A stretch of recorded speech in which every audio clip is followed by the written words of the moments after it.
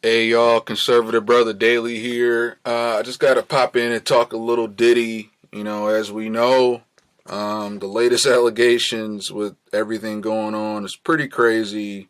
Everybody's seeing the memes and everybody's kind of having their own take on everything. So I figure, hell, why not I? So I think kind of like with R. Kelly, the black community has this cognitive dissonance with Diddy, like a lot of stuff he's done for the culture, for things over the years.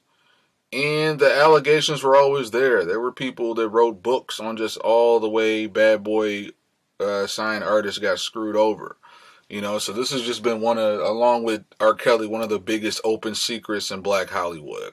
However, with Diddy kind of having the black Epstein of the Epstein of hip hop, at the same time, we got to think about what in the media is not being talked about, what is not being discussed, and who is behind Diddy as far as the machine that not only let him go do these things all these years, powered him, financed his activities.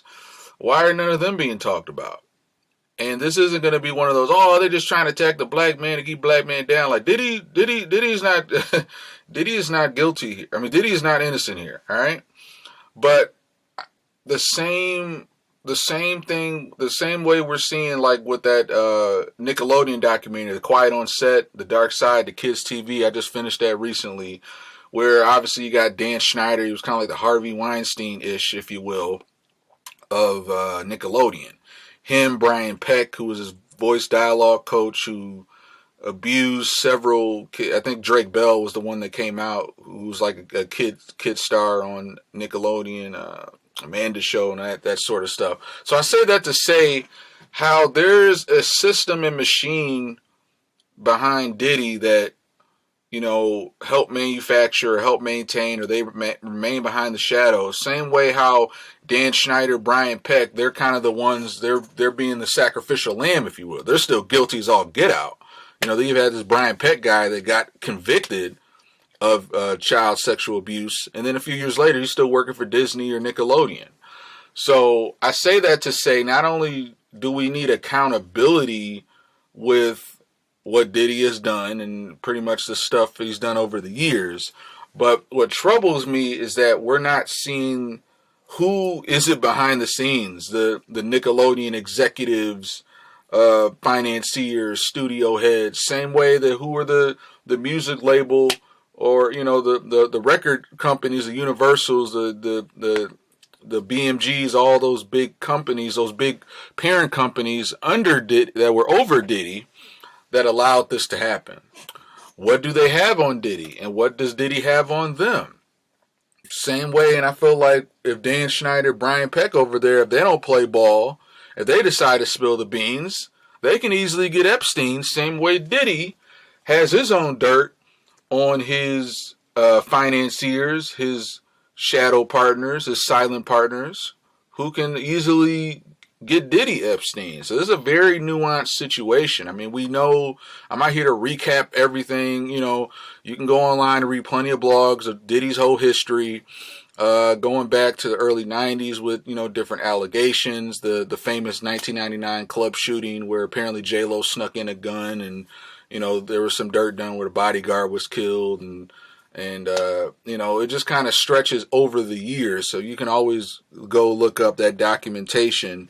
And then with the recent allegations coming out with Cassie, former Bad Boy signed artist, with claims of sexual trafficking and what he did to her. Then along with Roy Jones, who was talked about being groomed, and Usher and all that's been out there for years. I'm not here to give you like a spoon-fed recap on that. You can look that all up yourself. But I'm saying maybe if you got to come back to this video, come back with at least having all the context in mind on the things that Diddy is and what she's been behind. Once again, a lot of black folks are going to have trouble taking accountability and still want to defend Diddy to their last breath. Like, I get it. Diddy has some good hits. I can still listen to a few songs, but at the same time, we have to address the ugly elephant in the room. For them to do this entire Fed raid And I don't buy the whole, like, oh my God, Diddy's kids were so afraid, and how can they do that with such force? And like, you know, hey, it is what it is. Diddy is who he is, so I get it, but I do see that there is a little bit of political move behind here. You got, I think Tim Pool or Timcast IRL, they brought this up, how it was just very political showmanship to do this entire raid. And look at us coming after Diddy, but y'all had no smoke for nothing going on the southern border. The hundreds of men and women, children and women being smuggled across that are being trafficked every day in and out the country at the southern border. All these little bitty cartel linked trafficking rings. Y'all got no smoke for them. Y'all turn a blind eye. Y'all just like, well, just Biden and all that border, we're trying and Republicans are stopping us. So y'all got no smoke for that. It's a lot of bullshit going on there that needs to be addressed. But y'all are all up in Diddy's ass once again. So once again, Diddy isn't innocent by any means. Yes, for sure, go after him. But who are the people financing him at the top? Who are the people that, thanks to Diddy, they can remain in the shadows? Same with the Nickelodeon guys who are getting thrown against the wall. Who is behind all that? And also, why aren't we addressing other trafficking issues going on at the border, even across the world, but especially the border? Sound of Freedom. Watch the Sound of Freedom. So that's all I got. I'll probably pop in with another segment. But yeah, that's what I'm saying. Diddy's still guilty as all get out, but who was enabling him? Who were the people behind him that would benefit from him getting all the heat and all the smoke, and they're just kind of sitting back acting like, oh, they had no idea. So just kind of keep that in mind, y'all, and I'll talk to you guys later.